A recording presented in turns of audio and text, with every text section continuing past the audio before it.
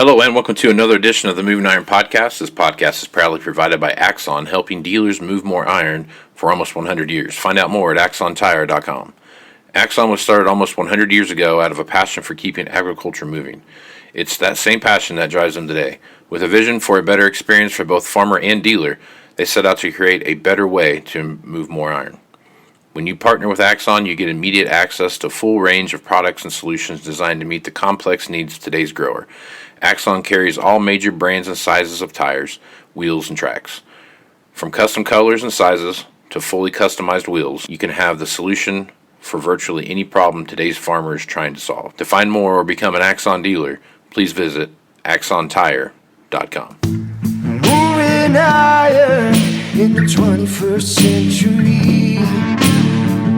Hard-working people working hard for you and me. Moving iron, time and time again. Through the years you'll find us here. Moving iron. Hello and welcome to Moving Iron Podcast Markets. This edition of the Moving Iron Podcast is brought to you by Axon Tire, helping dealers move more iron for the past 100 years. For more information, go to axontire.com. Also, if you're looking for a great place to help your salespeople sell more stuff, go to heyarrow.com and check out what Arrow has to offer as far as CRM goes. It's a really great product that really frees up your salespeople to sell stuff and not do as much paperwork. So if you're interested in that, go to heyarrow.com and see what they have to offer.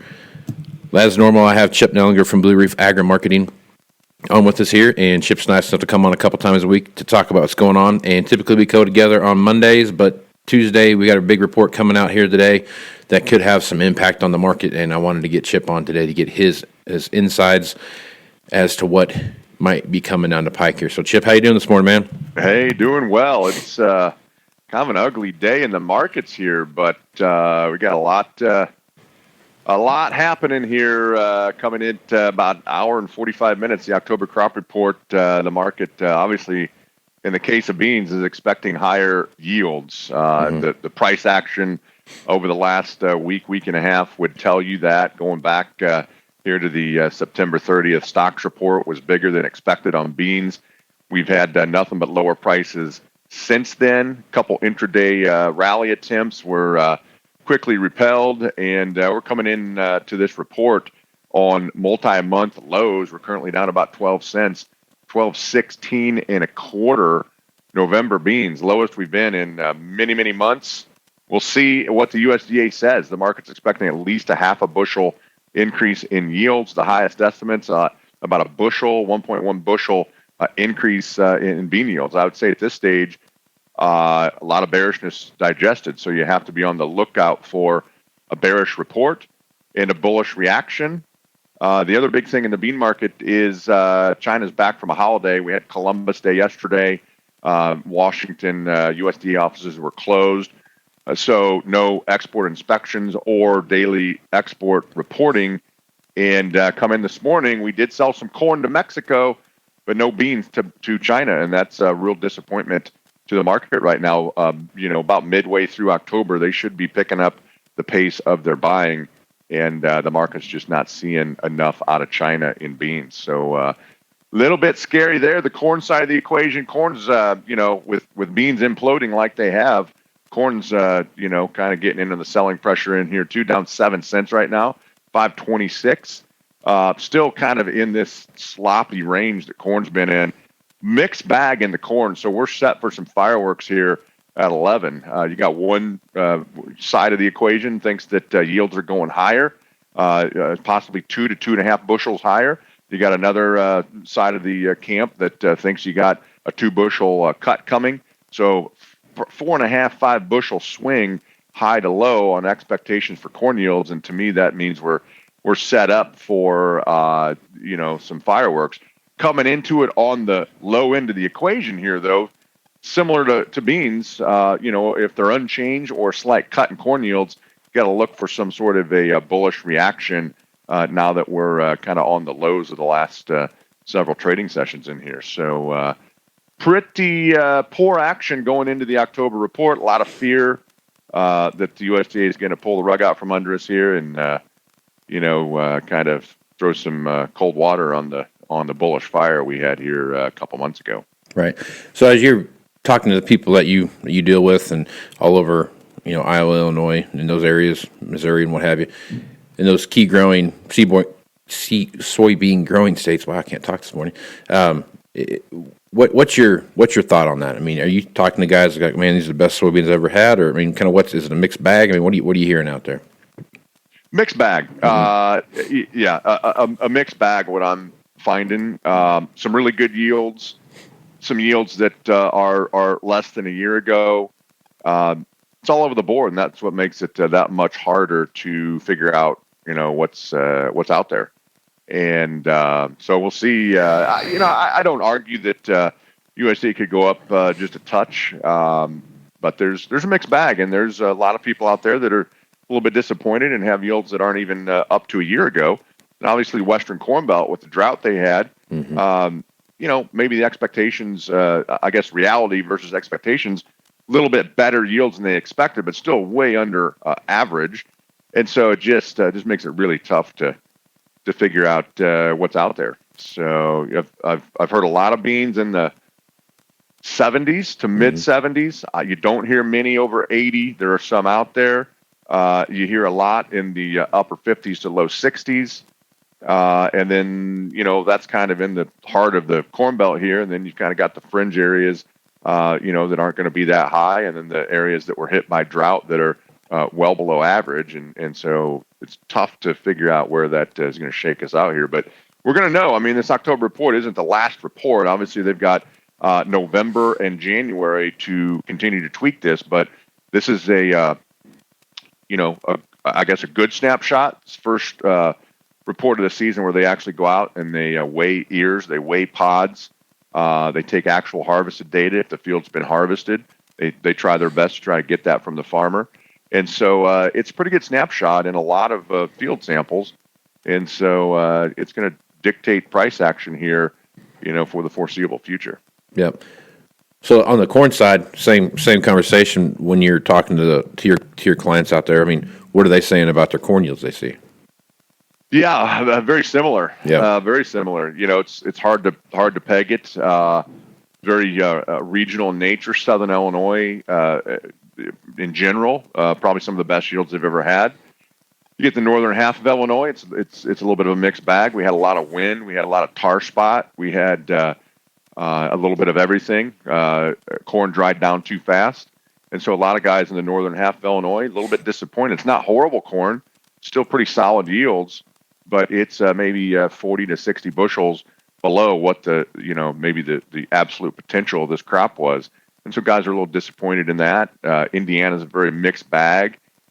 So what makes it harder in, the Western Corn Belt, they had drought all year and fought hot, dry conditions. And those guys are pleased with yields, because their bar was so low because of the drought. They're coming in and their yields are a little better than expected, maybe not up to, APH or just at APH, but they're still very pleased with that given the conditions. Kind of the opposite here. We had guys with, 260, 270, 280 farm averages, dancing in their head. And the reality is it's going to be well under that and still good, strong yields, but disappointing given, what our potential was. So that, again, how's that going to the pot? It's hard, maybe one of the hardest years that we've seen in a long time to kind of figure out what's out there. USDA, again, though, has, I don't know how many, several thousand field samples here across the Corn Belt, and they're going to have good data. And we're going to get that, here in about an hour and 35 minutes, I guess. Yep. Okay. Let's do this real quick. So let's talk about two things. One, you start looking at wheat, and wheat is just in bad shape. I mean, from a supply standpoint, I mean, around the world, it's just continues. The news continues to come out that it's worse. If you look at France, they have a report out this morning. They're making another cut to their wheat crop estimate. As you take a look at that, Russian exports are climbing for the 13th week in a row. So, I mean, you just got all these factors that are kind of piling back onto wheat here a little bit.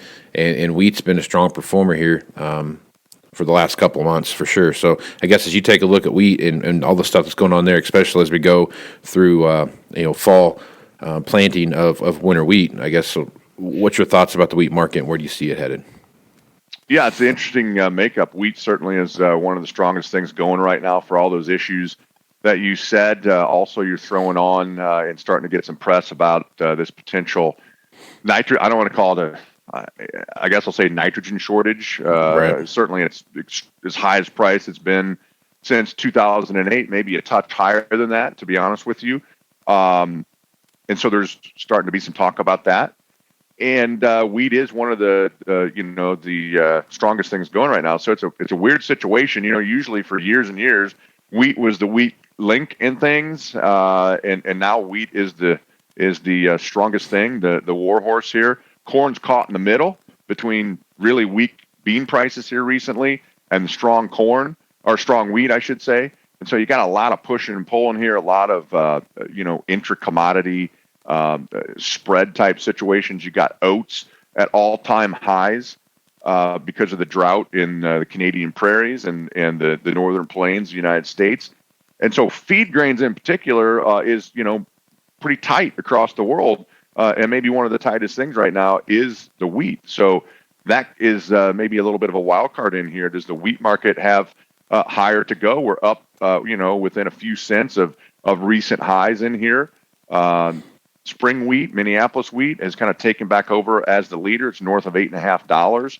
Still haven't heard the end of that story as far as tight supplies because of the drought situation. And it just seems like it gets a little bit worse each day almost from the case of Russia. They keep increasing their export tax. And, where there's smoke, there's fire, whether that's because of the crop being less than expected or the fact that we've got some supply chain issues and Russia does not want to, they want to maybe keep more domestic stocks on hand than what they normally do because of the supply situation and rising prices. Whether it's a combination of one or both or multiple issues, they're going to have less wheat on, the export market out of the Black Sea. Europe has their own issues.